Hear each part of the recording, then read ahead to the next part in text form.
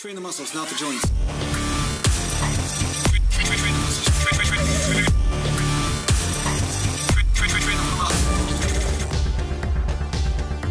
Welcome to Natural Gallant Bodybuilding Mountain.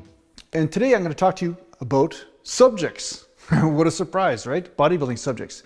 But what I'm going to also say is, or at least I'm going to address, is a comment that was made, and it was a question. It was a good question, actually. And this guy says that he's confused because it's very difficult for him to get that mind-muscle connection with his body, or that connection, because some muscle groups that he trains are getting sore, and then some muscle groups are not getting sore. And is there a reason? Like, is this because he's training something wrong? Or is it because that's just what happens? So in my experience, I've had muscles get extremely sore, and then I've had certain other muscle groups just get tight, right? Like tight and a little bit sore, but more tight, you know, and let's just say there's a different type of experience from getting soreness in that area. Side delts are a primary example of this, right? There's lots of times where I've trained a lot of shoulders and stuff, and my delts don't necessarily get sore, right? Because they have more of a slow twitch fiber content as opposed to, say, a muscle group like pecs or hamstrings. And when I train certain muscle groups, I'll get excruciatingly sore, especially if I do lots of volume or do some new exercise for that body part. But other ones like the side delts and so forth, I'll just get tight or fatigued and a tiny bit sore, but not necessarily just, you know, debilitating sort of soreness like you might find with certain muscle groups. So I find that it boils down to what are the dominant muscle fiber types in that area. And because fast twitch fibers have an easier time to break down, like they tear easier, they break down easier, I do think there is a possible correlation between the soreness that you experience with those types of muscles as opposed to the slow twitch. Now, this is just a theory of mine. I can't back it up with anything, but all I notice is that there's certain muscle groups that just seem to be able to take an endurance beating, and the muscles that are more endurance-based will be able to take that beating, right? But the power muscles like the hamstrings, which are responsible really for a lot of explosiveness, such as sprinting and jumping and so forth, I find those muscles can't take the same beating. Now, of course, the exception to that rule when it comes to jumping are the calves, right? Because the calves are also an endurance muscle because of walking up hills. Say you're hiking, you're using the calves for long periods of time.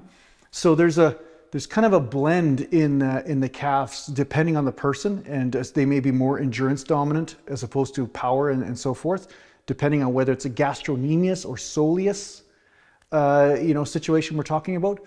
So in the end though, soreness is one thing, but it doesn't always mean, or it's not always a good indicator that you've worked the area really well. It can be, but again, it's going to boil down to the muscle group.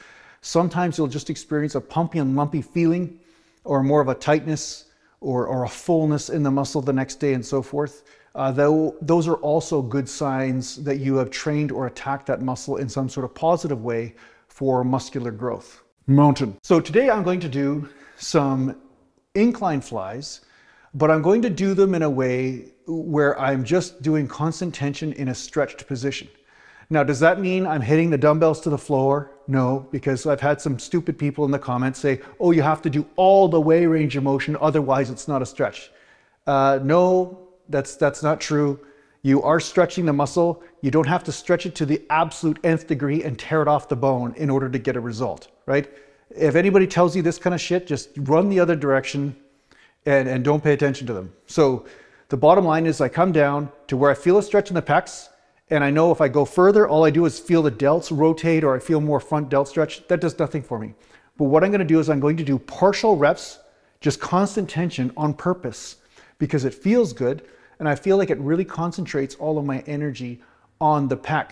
Now, yes, squeezing movements are great, but in those cases, I'd say those best types of movements are ones that have the tension moving outwards, not up and down. Do you understand? If the tension is moving outwards, like with cables or something, then coming all the way up makes more sense to me. But at the same time, you're also a very complicated human being, right? And me with my shoulder labrums and the shoulders being able to slide forward and back, that causes more of a jamming issue when I come all the way forward and so forth, which doesn't help me flex the pecs or contract the pecs better. If anything, it just causes irritation in the shoulder joints. So what I'm going to do is work around my weak links and find a way to put that stress on the upper pecs. And that's what I'm going to do. So just watch this. So as you can see, I do a bit of a hybrid fly, which is fine, because some muscle groups demand certain adjustments to exercises in order to isolate them. So if you find that you have to do some sort of bastardized approach to an exercise in order to hit or concentrate some muscles on a weaker area, then that's what you got to do, right? But I feel a really good well-being and pump and contraction and stretch in the upper pecs doing the incline fly like that. So it's really about this dance between you and your muscles, you know, and sometimes they demand a certain way of doing things and you just got to go with that. And like I've said before, sometimes just for sanity reasons, it's good to change the way you do things. You know, starting with an isolation, then doing your compound. So what I'm going to do is I'm going to do 3 sets or so of flies, and then I'm going to go into incline presses. And I find that it's just a nice change up, right? And another thing I'm going to do really a lot more now is really concentrate on the rotator cuff exercises, because I do notice that, you know, your body's always a combination of strengths and weaknesses, and you're always trying to address those different weaknesses as they come up, right? So as you get stronger in one area, you may feel like you get weaker in another, or an area is not strong enough in order to deal with the new strength in this area, right? So you're constantly calibrating and balancing the body. You're bringing the yang and the yin in perfect balance throughout the entire system. So it's not like you're doing something wrong. Like some people think that if you develop some sort of muscular imbalances, that it's because you've done something wrong. No, sometimes it's because you've done something right, and this is a natural process in which the body goes through as it adapts, right? You know, you get stronger in one area first. You don't always get equally stronger in every area at the same rate. I've noticed this, like when I was going through certain growth spurts, or like I trained for 6 months on a plateau and then all of a sudden, bang, you know, some part of my body would start to grow or respond. I'd find that the other parts of my body would just be kind of stagnant, but then one other area I might be getting gains in, but it's not like the whole body got gains all at once, all the time, you know? So yeah, your body has these weird moods, you know what I'm saying? So you're constantly working with that and finding that balance in the whole process of muscular growth and adaptation.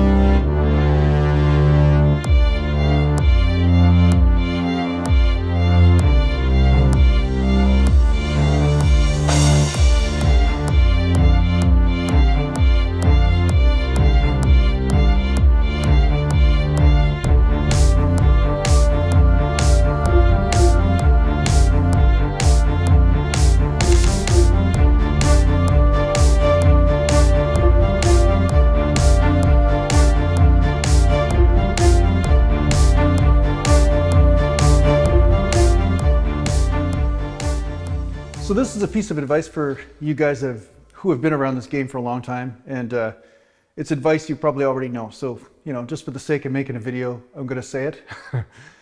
But sometimes when your training is stagnant and you're plateauing for a long period of time, really look at what your weak links are, and then hyper focus on those for periods of time and see what happens to your body, because your body is a system, and who knows? You know, like say, like for instance, the last workout video I did some external rotator cuff muscle stuff. But who's to say that sometimes your bench press is not going up because your rotator cuff is lagging behind, right? Maybe there's some, you know, muscles in there that are not necessarily catching up, right? And they need some specific isolation work and a real concentrated effort, almost like periodization, right? Where you do strength training for a while, hypertrophy, all that. Sometimes you need to periodize certain muscle groups or assistant muscle groups in order to bring up the collective whole of your physical body. So, you know, it's not always about just constantly doing the same thing over and over again, right? I had some guy in the comments say, oh, it's all simple, you know. I just did the same thing over and over again, just apply progressive overload and it's that simple. Well, no, it's not that simple. It's only that simple if everything is going according to plan, right? But most of the time, the body doesn't go according to plan. It goes according to a plan for a period of time, and then it, you know, maybe gets injured or maybe something happens, and then you need to change your plan, okay? So a lot of times, as they say, ignorance is bliss, or, you know, sometimes you get the newbie gains, or you've only been training 5 or 6 or 10 years, and you think you got it all figured out. I'm gonna tell you right now, at 10 years, you're still a beginner. You're still a beginner. You don't know shit at 10 years. 10 years is, you know, you just going through the youth of the body and learning some of the benefits, but you haven't been through the other challenges, right? I was 20 something years into training when I dislocated my shoulder. And that totally blew apart everything I knew to be true about bench pressing, about chest work, about, you know, how to train back. Everything had to be relearned again, you know. So sometimes the body will throw you curveballs, but don't always look at it as a curse, right? Sometimes it's almost like the body's asking you to address other weak links and concentrate on that for a period of time. And then you can come back to the old program again with a fresh body, right? With a new level of capabilities. Right? So that's what I'm going to do. And that's what I do. I basically will sometimes look at other areas rather than getting fixated on what I can't do or what maybe is going wrong at the time. Start working on other muscle groups. You know, case in point, right? With squats, say your knees are hurting all the time, but then you find that lunges, your knees don't hurt. Concentrate more on lunges for a period of time and then come back to the squat. Do different variations of leg exercises. Ones that stretch out the hip, ones that don't stretch out the hip, you know, ones that stretch out the hamstrings more. And sometimes by accident, you end up rehabilitating an area and overcoming this massive problem that has been plaguing you for a long time. So that's really what I got to say. You know, don't lose all hope. Just change the tack. Kind of like if you're sailing in the ocean, you don't try to sail into the wind. You know what I'm saying? You basically change so that way the sail catches the wind, and then you start to get velocity in another direction, and then you end up at your destination in a way faster way. That was a really profound metaphor, don't you think? I think that was really profound. Sometimes I think I'm too smart for YouTube. Sometimes. And then I do something stupid like step on a box and almost pull my groin, and then I know I'm not too smart for YouTube. Now I'm going to go into some incline presses, just with the hundreds. You guys have seen me do it a million times. But there's definitely something to be said to pre-exhausting a muscle, especially if you have a certain area that you have trouble isolating. So, you know, if you haven't tried this technique, I strongly suggest that you do it or use it from time to time, just because it will not only help you establish more mind-muscle connection, but also help take that muscle into failure, right? Which is really what you want. You know, you can do presses all day long, but if your front delts and triceps are going to failure, or your rotator cuff muscles, you know, like we talked about, sometimes you have these other glaring weak links, which might be hitting failure before the main muscle group, which is why it's important to bring those areas up from time to time. But yeah, if you want to hit the chest and it's not getting a failure, but everything else is hitting failure, you're not going to get the development you want, right? So that's why you see a lot of the pros, you know, doing the pre-exhaustion. That's it, right? So it's not really rocket science. I know people try to make it into some sort of weird thing that they haven't seen a study or something like that supports it. You know, they're looking for a guy that's 105 pounds soaking wet that has never lifted weights to confirm what works for muscle growth or not, which is the dumbest thing ever. If you want to learn how to grow muscle, watch people who have done it, you know, and if you're a natural bodybuilder like myself, then watch people who are natural and find out how they did, how they got their gains, right? That's really what you want to do. If you're looking at studies, the studies are always going to be skewed or not complete, right? And I know there are doctors out there that are supporting, you know, higher protein diets and talking about the value of that and how it really helps muscle growth. But then there's other people that say, oh yeah, there's no science that supports higher protein intake. But I'm like, well, look at the people who have a physique. You know, they're not eating 50 grams of protein a day, right? You don't eat less protein in order to get a physique. I mean, there is a certain critical amount that you need in order to get muscle growth, right? What that is might be different for each person, but I guarantee you, The pro bodybuilders aren't eating excessive amounts of protein because it doesn't work, right? I mean, even the top natural guys, they're eating at least 200 grams a day if they're a 200-pound guy, at least 200 grams, if not 250 to 300. The reason why is because it works. Now, is it because they're not supposed to, eat carbs or something? No, they're eating carbs too. They're eating their carbs or their fats for their primary source of energy. But in the end, the protein does help rebuild. Anybody that tells you otherwise doesn't know what they're talking about. It doesn't matter whether they're writing it on a piece of paper or not. It's like, I can write shit on a piece of paper all day long. If that'll make you believe it, I'll do it. But it doesn't mean that it's true. You know what I'm saying? I could write a bunch of bullshit on a piece of paper. It doesn't mean it's true. So that's what I got to say about that. Be careful about trusting a piece of paper as opposed to your own personal experience. That's what this natural bodybuilding path's about, is about deepening your own experience with the body, finding out what works, and then building upon that. That's what you want to do. Mountain.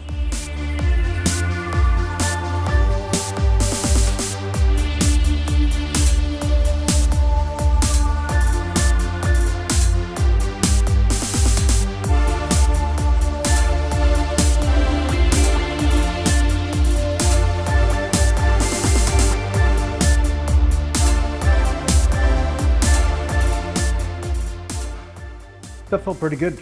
Because of the inclines, whenever I was doing the inclines, I could feel this contraction and fatigue that was inherent in the upper chest, right?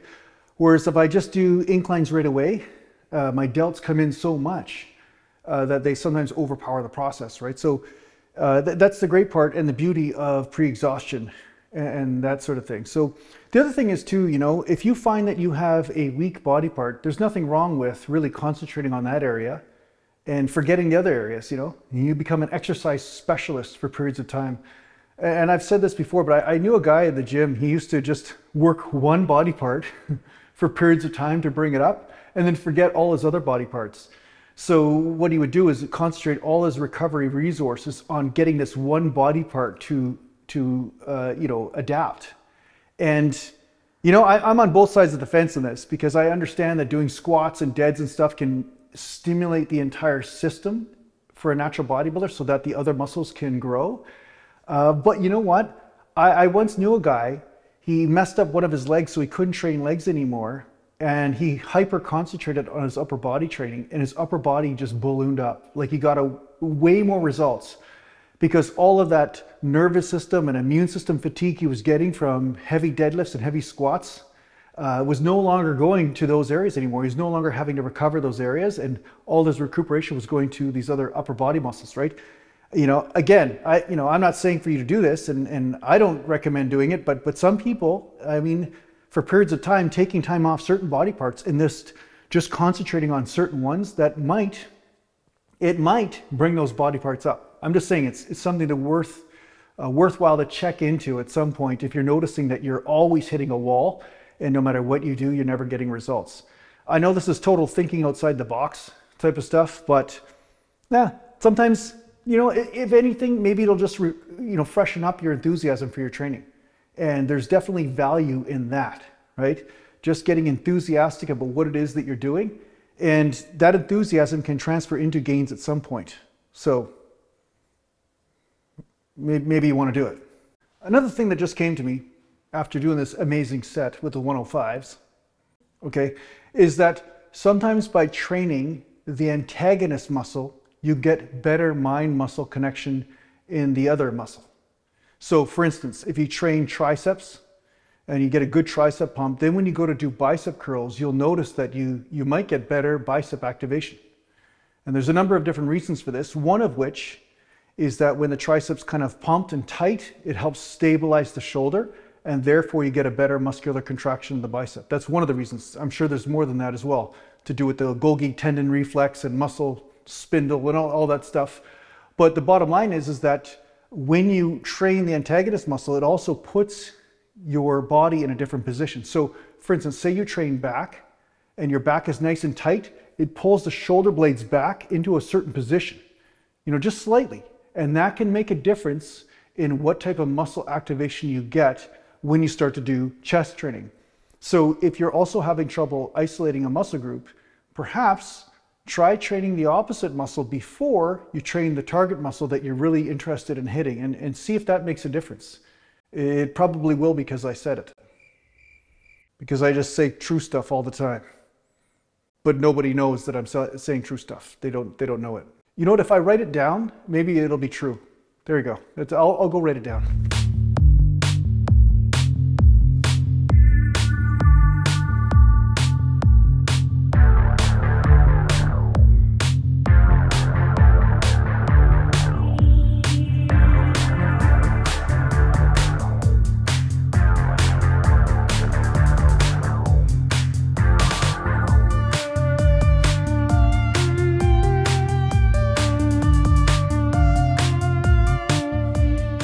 So there are some ways to isolate a muscle group and perhaps change up your program or change up your training a little bit and refresh yourself, you know.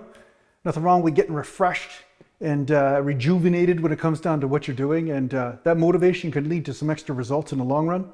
I hope you guys enjoyed this video. If you haven't so far, make sure you check out the Patreon podcast. The link is in the description, and if there's comments shut off on this video again, remember you can always reach me on Instagram or on rumble.com. I've got a channel on Rumble as well, so make sure you check that out. Mountain.